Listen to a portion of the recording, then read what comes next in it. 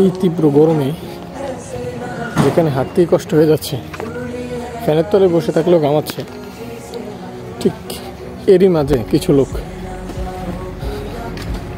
ফিল্ডে, brick field থেকে শুরু করে বড় বড় কারখানাগুলোতে তীব্র গরমের মধ্যে, এবং যারা ব্রিক ফিল্ডে মানে লাকড়ির কাছে আছে, যারা লাকড়ি দেয় চুলাতে, ওইখানে মনে করেন যদি এখানে 40 ডিগ্রি হয়, ওইখানে প্রায় 50 ডিগ্রি সেলসিয়াস তাপমাত্রা। হ্যাঁ, তো এর মধ্যেও সারাদিন পরিশ্রম করে যারা বাসায় যায় তাদেরকে একটু মানসিক শান্তি দেওয়ার চেষ্টা করেন, তাদেরকে সম্মান করেন।